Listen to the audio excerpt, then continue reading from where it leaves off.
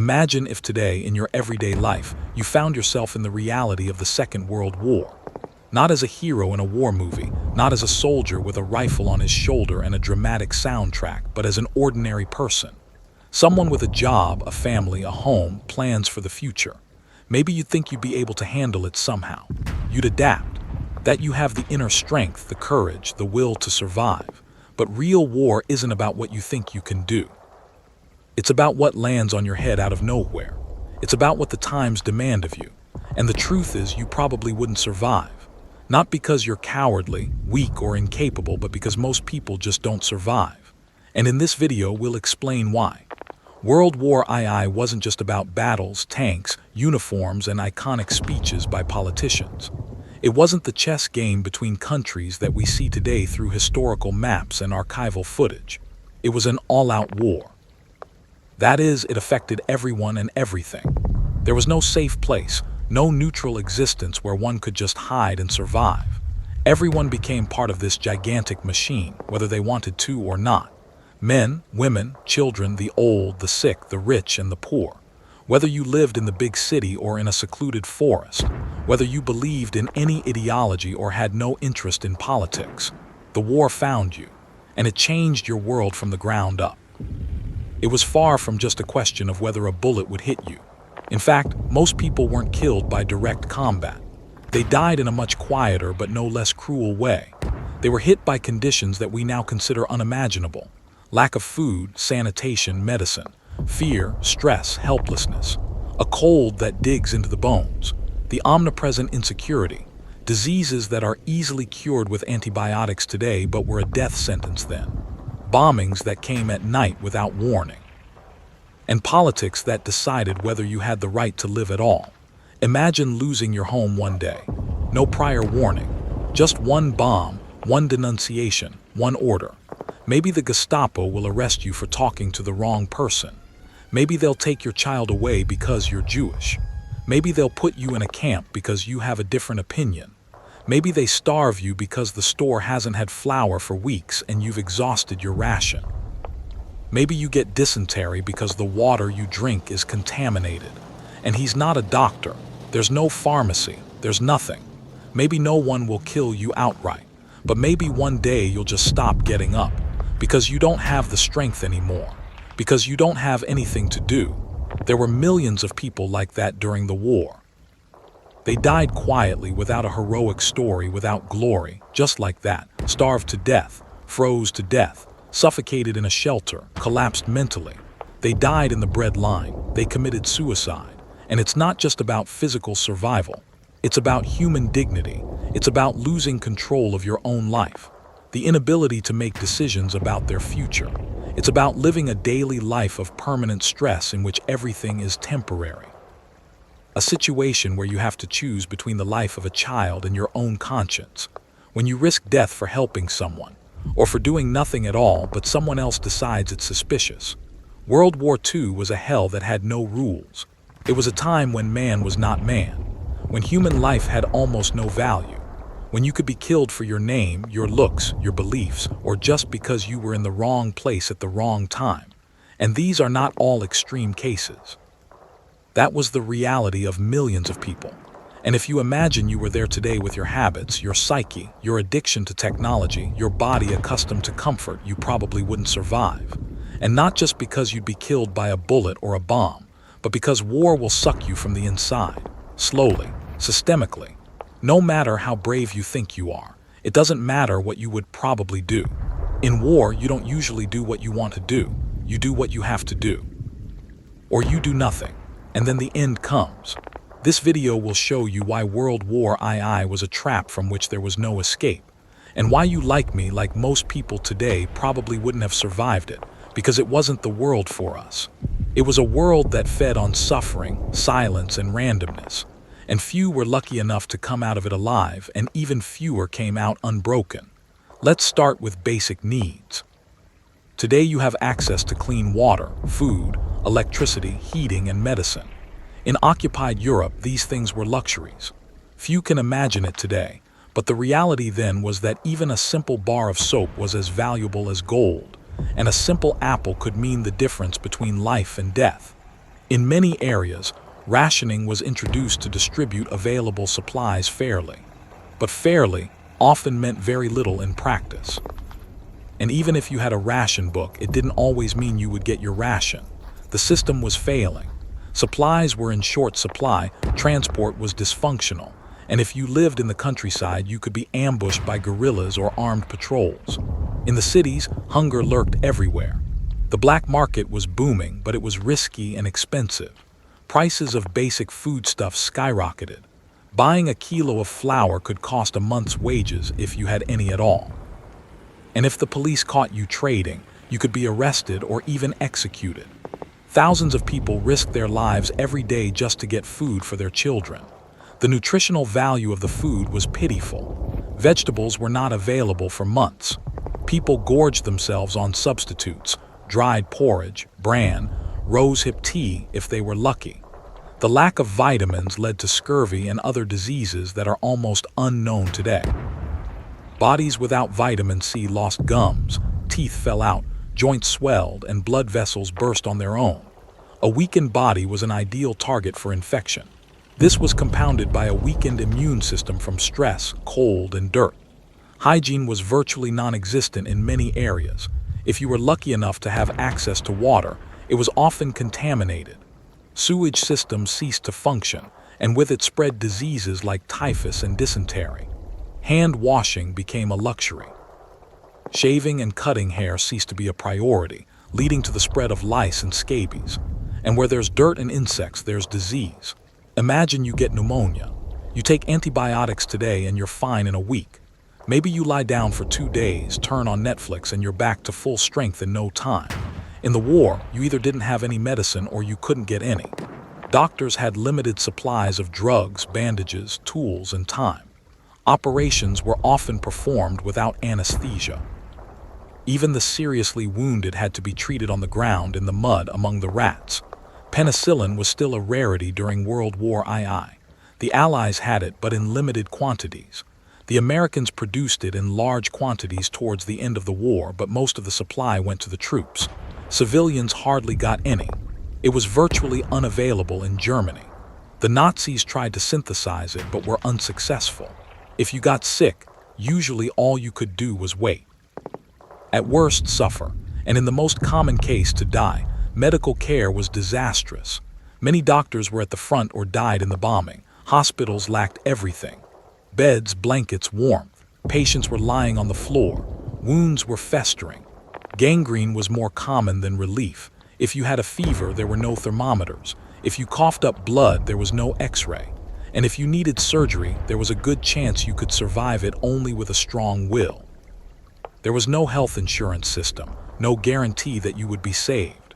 All it took was one cold that turned into pneumonia and you were dead. And you didn't even have to be in a combat zone. All because the war took away your basic human security. So commonplace today, so precious then. And we're still only talking about the most basic needs. Not bombs, machine guns, and executions. Just bread, water, and warmth. And even that was enough to keep most people fighting for their lives every day. Then there's the bombing. Nothing will happen to you tonight while you sleep. Maybe you'll be woken up by a neighbor, a dog, or a stronger wind. But in London, Dresden, or Tokyo during the Second World War, you just couldn't sleep at night. An air raid could come at any time.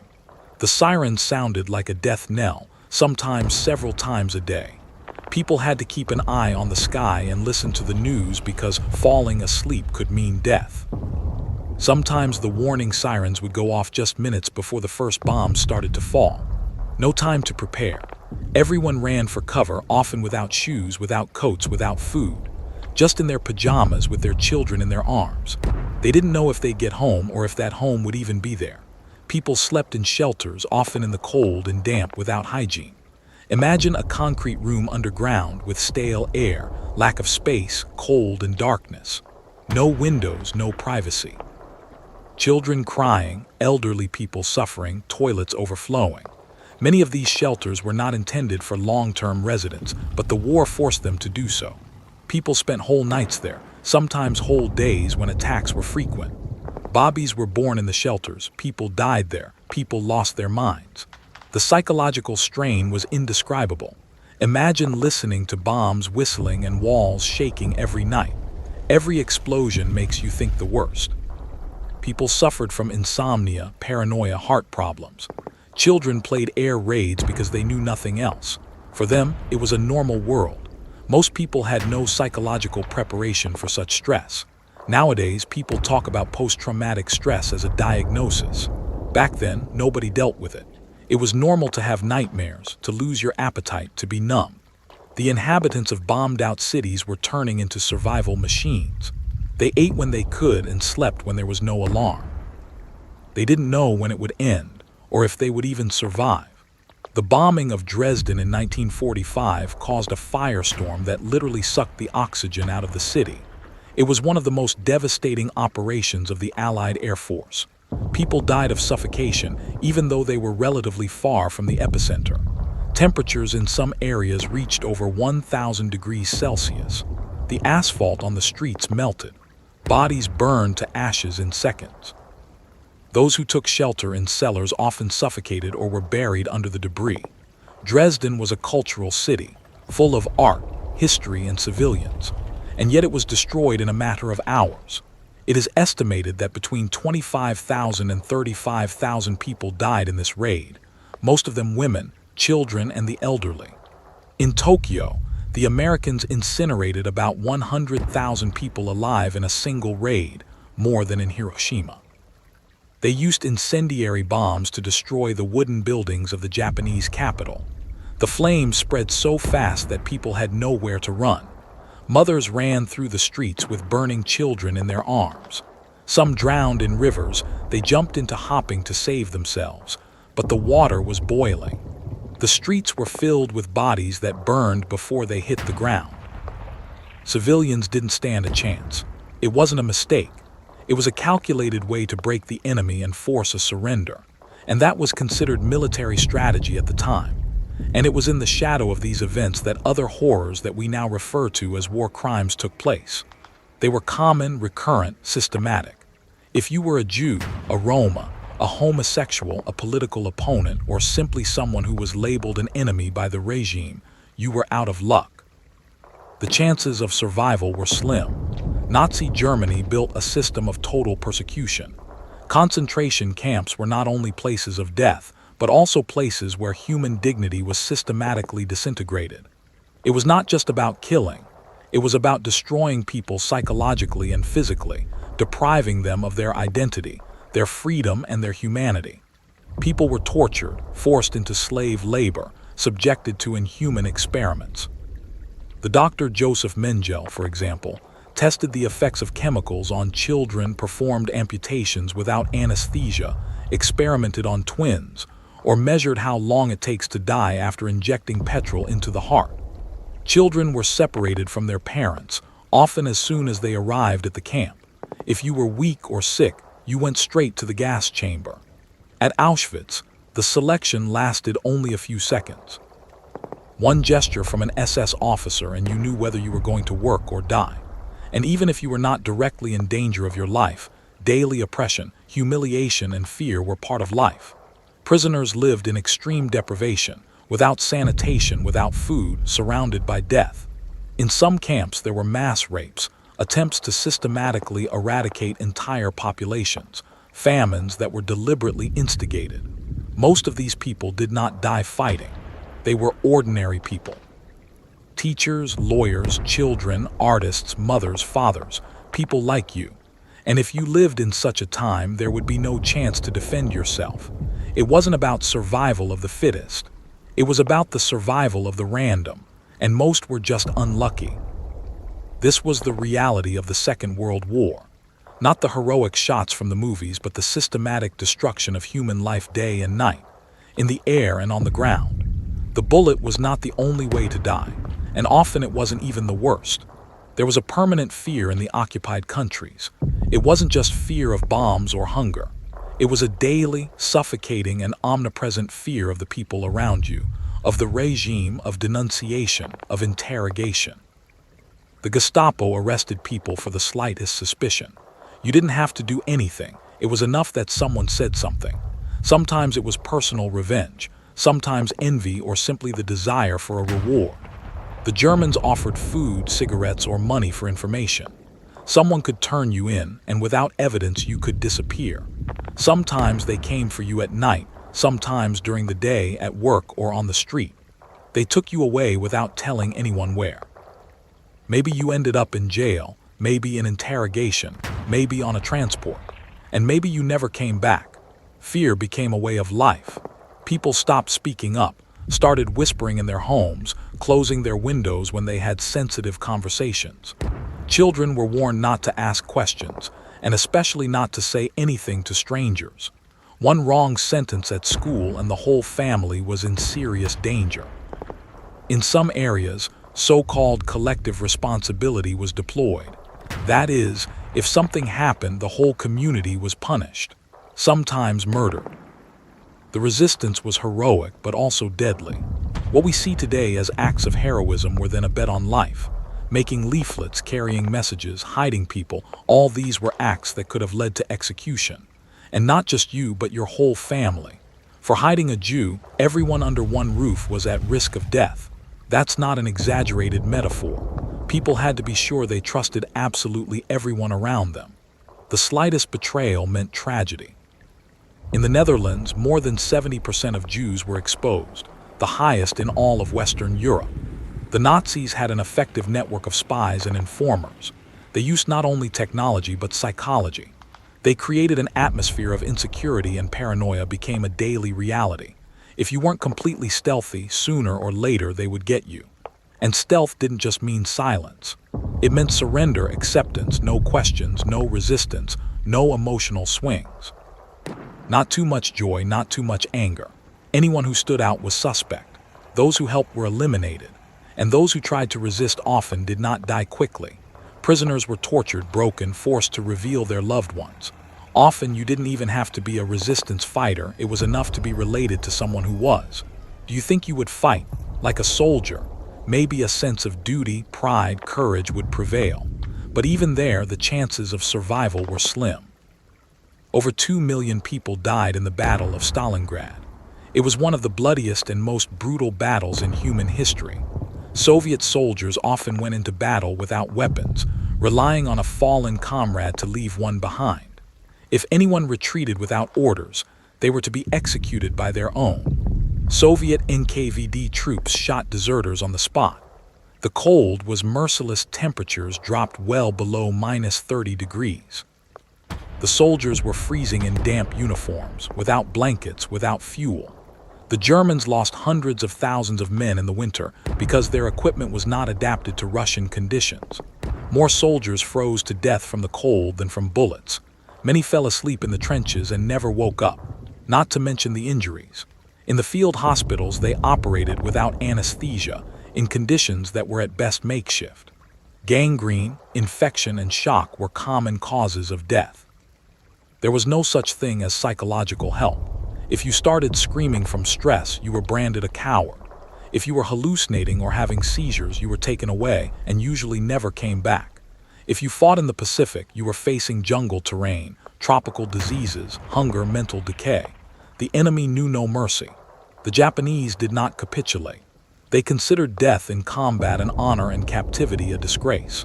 A soldier who surrendered was considered a coward. Many preferred to commit suicide, for example, the so-called Banzai attack, when a soldier ran to meet the enemy without regard for the consequences. They often fought to the last man. It was impossible to negotiate against such an opponent. The Battle of Okinawa lasted 82 days and over 200,000 men were lost. That's not just a statistic. It's a daily, brutal fight in the mud, in the blood, in the rain. Under mortar fire, with the constant risk of ambush, with dead bodies at every turn. Soldiers' morale plummeted, mental breakdowns were common. Soldiers were experiencing what we now describe as severe war psychosis. After a few weeks, some stopped perceiving reality. No, being a soldier wasn't a heroic movie. It was a road to hell. It wasn't an action story. It was about survival in chaos, squalor, and despair. And even if you were brave, skilled, and strong, it often wasn't enough. War didn't choose on merit. All it took was one shrapnel, one breath of poison gas, one bad minute. and it was all over. Even women and children were not spared. Although they are often portrayed only as victims, many of them actively intervened in the course of the war, whether out of their own conviction or out of necessity. Millions of women fought in the Soviet Union as medics, snipers, pilots, spies, or partisans. It was not just symbolic participation. These women were often deployed in direct combat, suffering the same hunger, cold, and fear as their male counterparts. Some of them achieved incredible feats. Lyudmila Pavlichenko, the legendary Soviet sniper, had over 300 confirmed hits, making her one of the deadliest female sharpshooters in history. Marina Raskova led night bombing squadrons, nicknamed Night Witches, that terrified German soldiers with their unexpected and silent attacks. But those were the exceptions. Most of the women did not make headlines but lived in quiet daily misery. They suffered hunger, rape, humiliation, and fear for their children. On the front lines and behind them, women were often used as spoils of war. In Germany, as the Red Army advanced, hundreds of thousands of women were raped. In Berlin alone, estimates speak of more than 100,000 women raped, many of them victims of repeated violence. These were not exceptions, but a systematic phenomenon that in many cases was ignored or even tolerated. Some women were murdered, others took their own lives. Thousands attempted abortions. Thousands gave birth to the children of soldiers who were then socially stigmatized. Women's bodies became the second battlefield of the war, and unlike on the front line, there were often no rules or wins. Children knew no mercy either. Children in concentration camps were subjected to experiments by Joseph Mengele and other Nazi doctors. Children were injected with viruses and bacteria, underwent operations without anesthesia, and were deliberately malnourished to study the effects of starvation on the child's body. Some were used for experiments with chemicals, others were executed simply because of their origins. Childhood did not exist here. There was only fear, hunger, and pain. But even the children outside the camps were not winners. In London and other British cities, tens of thousands of children were evacuated to the countryside as part of a program of protection from bombing. Many of them survived, but at the cost of separation from their parents, insecurity, and long-term psychological consequences. Many children were placed with strange families, sometimes abused or simply emotionally neglected. Returning home was not joyful. Parents often changed, homes were bombed, and the world the children left behind no longer existed. To be a child in war was to lose one's childhood. Instead of toys, there was rubble. Instead of laughter, sirens. And instead of bedtime stories, explosions, and crying, we cannot forget that the war was not just a physical ordeal. It was also a psychological break, on a scale that we can hardly imagine today. Post-traumatic stress disorder was not known then as we know it today. It wasn't diagnosed, it wasn't treated, it wasn't taken seriously. Soldiers who stopped functioning after returning from combat were labeled weaklings. Those who suffered from panic, depression, or insomnia were regarded as simulacra. Soldiers suffered from so-called war neuroses, which were then treated with electric shocks, isolation, or punishment. Some were even executed for cowardice because they could not bear to fight anymore. Both Britain and France had soldiers who were put before firing squads for mental breakdowns. Today we would call them victims of trauma. Back then, they were called traitors. Civilians lived in constant tension. It wasn't just the air raids. The hunger, the cold, the fear for their families, the uncertainty of the future, all these things dug deep wounds in their souls. Millions suffered depression, anxiety, panic attacks. Suicidal thoughts were no exception. In some cities, after heavy air raids, suicides increased by hundreds of %. People just couldn't go on. But society at the time didn't address that. There was no space or understanding. You had to be strong. Nobody gave you the opportunity to collapse. There was no other option. And if you didn't make it, you were just left lying, figuratively or literally. And then there's the chance that the post-war situation itself would kill you. Because if you survived the war, it doesn't mean you've won. On the contrary, for many, the suffering was just beginning. Typhus, cholera, dysentery were spreading through Europe. Diseases we know today only from textbooks were decimating a weakened and malnourished population. People had no access to clean water, sanitation, or medicine. Prisoners of war returned home sick, broken, often without family. Many were held for months after the war without information, without the possibility of return. Backgrounds no longer existed. Houses were destroyed, villages burned, towns reduced to rubble. Millions of people were homeless. Some cities, like Warsaw, were practically razed to the ground. Out of hundreds of thousands of buildings, only a few dozen remained standing. Everything else was just a pile of bricks and dust. Then came the famine.